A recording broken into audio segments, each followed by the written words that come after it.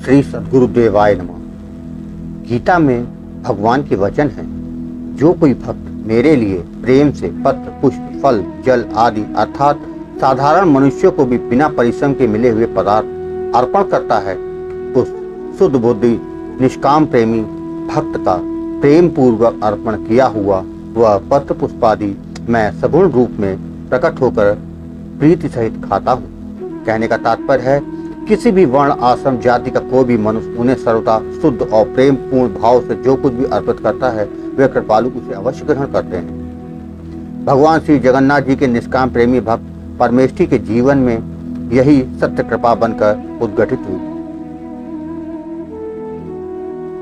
भगवान के भक्त परमेष्ठी जी के जीवन की इस घटना को जानने के लिए इस वीडियो को आखिर तक अवश्य देखें। लेकिन उससे पहले जिन लोगों ने गोकुल भवन अयोध्या यूट्यूब चैनल को अभी तक सब्सक्राइब नहीं किया है, उनसे निवेदन है कि चैनल को सब्सक्राइब कर दें और बेल आइकन अवश्य दबा दें, जिससे नए वीडियो के नोटिफिकेशन समय समय पर मिलते रहें। लगभग 450 वर्ष पूर्व दिल्ली महानगरी में परमेष्ठी नाम के एक दर्जी रहा करते थे। रंग काला था, कमर में कुबड़, धन से हीन, पर इतने अवगुणों के होते हुए भी भगवान की निष्काम भक्ति के महान गुण से अलंकृत थे। घर में साध्वी पत्नी विमला, एक सदाचारी पुत्र और 2 गुणवती कन्याएं थीं। जीविका के लिए अपनी कार्य कुशलता कारीगरी से वे निर्वाह मात्र के साधन जुटा लेते थे। अधिक की उनकी कोई लालसा भी नहीं थी। काफी संतोषी जीव थे, आखिर भगवान के भक्त जो थे। एक बार परमेष्ठी रथ यात्रा के उत्सव पर अपने इष्ट देव की नगरी जगन्नाथपुरी जाकर भगवान के दर्शन कर आए थे। तब से वे प्रायः अपने प्रभु के स्मरण, भजन, कीर्तन में निमग्न रहने लगे। यहाँ तक कि सिलाई का कार्य करते करते वे कई बार भाव समाधि में चले जाते, हाथ जहाँ के तहाँ रुक जाते, देह अचल हो जाती, नेत्रों से अश्रु प्रवाह होने लगता और किसी भी सांसारिक कार्यकलाप की सुधि न रहती। बस उन्हें यही अनुभव होता कि उन त्रिलोकनाथ की गरिमामयी रथ यात्रा में वे भी भाव विभोर हुए कीर्तन कर रहे हैं। तुमुल कीर्तन घोष के मत जगन्नाथ जी अपने भक्तों पर कृपा अमृत की वर्षा कर रहे हैं। परमेष्ठी जी की सत्यनिष्ठा और कार्य कुशलता से तत्कालीन बादशाह भी प्रभावित थे। एक बार बादशाह ने बहुमूल उन्नावी मखमल पर सोने के तारों से कशीदाकारी करवाई और उसे बहुमूल रत्नों से सजा दिया और इत्रों से सुगंधित कराया।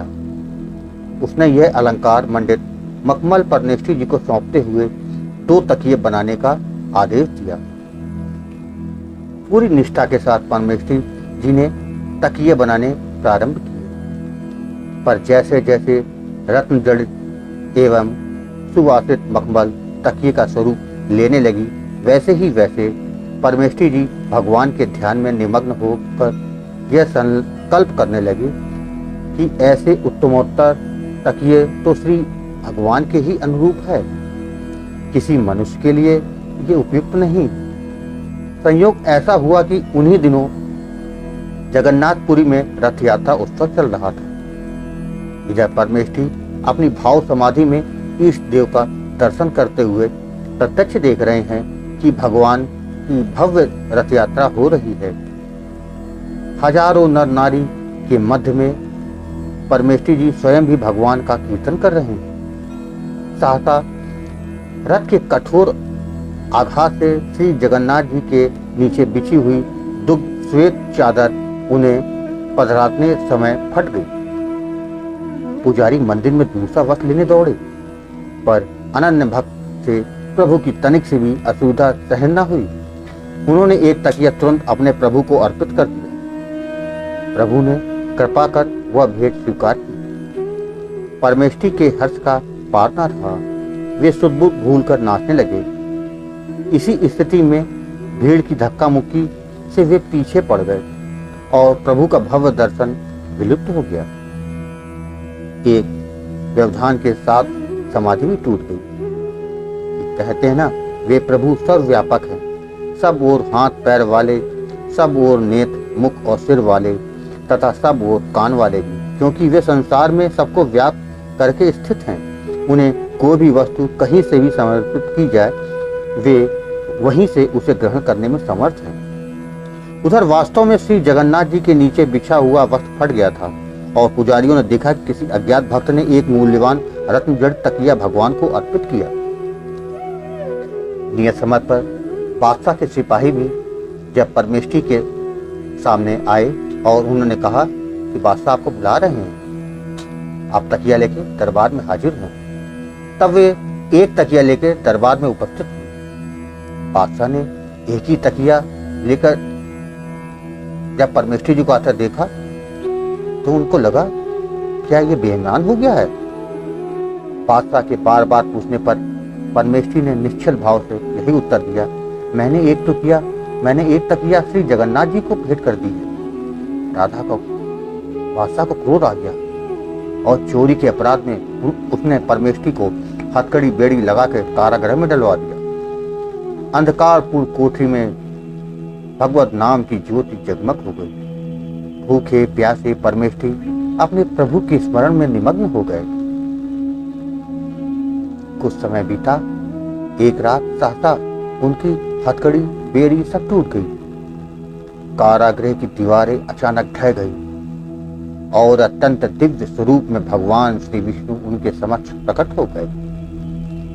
आश्वासन का दिव्य स्वर सुन पड़ा, बस परमेष्ठी, जब तक मेरा यह चक्र है तब तक मेरे अनंत भक्त को कौन कष्ट दे सकता है।